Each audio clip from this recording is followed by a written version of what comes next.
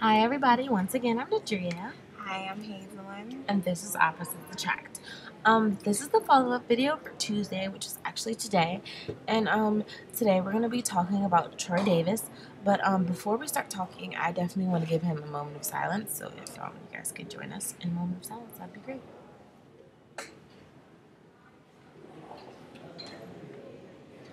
Okay, thank you guys so much for that.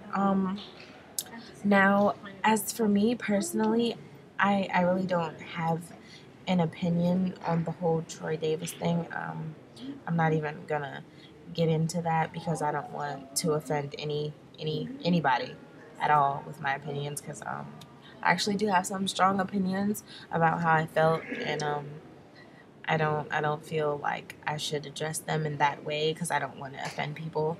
So I'm just gonna go ahead and turn it over to Hazel and Lavani because she definitely knows a whole rack of things about this. So right now, I just want you guys to tune in, listen, and I will be sidebarring with some of my comments. I just wanted to start off by saying that I go to Clark Atlanta University. I went to the march about a week before he died. It was along with Spelman students and Morehouse students. We got on a bus and we went all the way to Georgia State. We were like downtown and we marched like down the street. Like I know you guys don't know exactly what I'm talking about, but everybody showed a lot of support. It wasn't just like a race thing because there were Asians out there were Caucasians out there were not Native Americans but Indians out there, probably some Native Americans too, and of course African Americans because we believe that he was innocent. And Troy Davis was a man that was prosecuted for killing a white police officer in Savannah, Georgia in 1989. He was prosecuted and sent to jail in 1991. They were planning to put him on death row, but as of now, in 2011 and 2008, actually, 7 out of 9 of his witnesses recanted and said that the police officers made them say that he was the one that had the gun and shot police officer McPhail. I also wanted to say that they had no DNA evidence, they had no physical evidence. So basically, I wanted to understand why this man was in jail for about 21 years and nobody did anything to stop it. And it was just now coming up in year 2011. Like everybody was just not making this a big deal. Um, I know in 2008, people did. Say a few things, and he was put on death row several times, but it kept getting canceled. Like everybody kept denying it. They kept stopping it. Basically, a lot of civil rights leaders, came out to support him, and they were able to stop the death of him. But in September 2011, he did die from a lethal injection. Um, Basically, what I wanted to talk about was this a racist matter, or was it because of the U.S. Supreme Court? Um, was it unjust of them to kill this man that they couldn't even prove that was innocent or not? I feel like it was a bad reflection on America and just the world around us, to see an African American person die in the year 2011 over something that can't be proven that he has done. I feel is like, a slap in the face for African Americans, especially because of how much we have been through. Um, so that's basically it. And if you have an opinion, you can go ahead. Um, See, the way I feel about it, I feel like America is definitely one type of way. And I'm not going to say the type of way that I think it is because, like I said earlier, I didn't want to offend people. But I feel like this man should have never been killed. If you don't have any any evidence or any proof that he did this, I mean, why would you execute him? And the way I see it is if it was a Caucasian man, would it be the same thing? Would it come up in 2008? Would it have been postponed all the way to 2011? I'm not sure. But what I do know is if it were anyone else, it definitely would have been as serious as it was, and he definitely would have been killed. So, with all that being said, I just feel like as Americans, I'm definitely not proud to say that I'm an American at this point, because I feel like that was something that shouldn't have even happened or been done at all.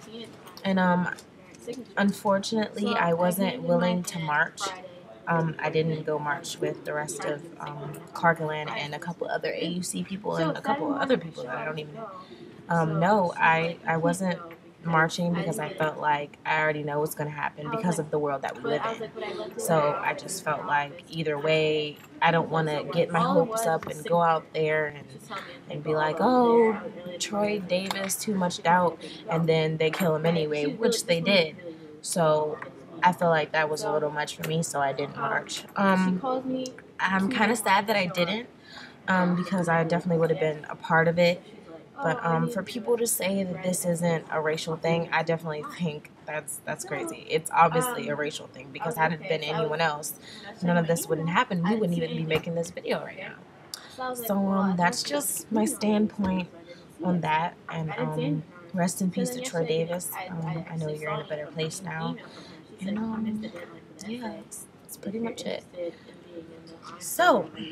All right, I think we're going to move right along to the video that we witnessed on YouTube about a white young female.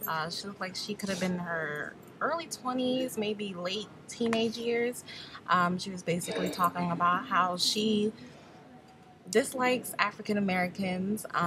She's not a racist, but she feels like we are basically stealing all the chicken, and that nobody can see us in the dark. So we wanted to take a look at that, and we also wanted to discuss Lil Wayne's comment that we found out he had said in a couple of tweets and newspaper source. First and foremost, I'd like to address the young lady, the white woman, who was stating that, and these are her exact words, I hate black people, but I'm not racist. And the 3 points that she said that she was, trying to address was: 1, you couldn't find us in the dark; 2, we eat up all the chicken; and finally, the third comment was, and everything else that black people do. And as far as that, I just want to say, first of all, she did address an apology to everyone, but at this point, I feel like she did it because she was getting some type of death threat, some type of comments.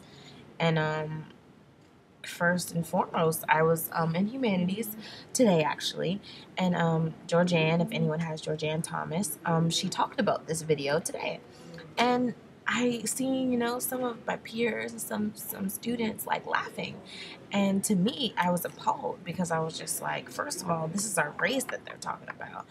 And second of all, to me, it wasn't a joke. Like, the woman that had the video, she addressed it as, oh, it was a joke. People were laughing as if it was a joke. But to me, I feel like saying anything about any other race, or saying that you're superior than any race, that's racist to me. I don't care if you say, oh, it's not racist. Yeah, it's racist.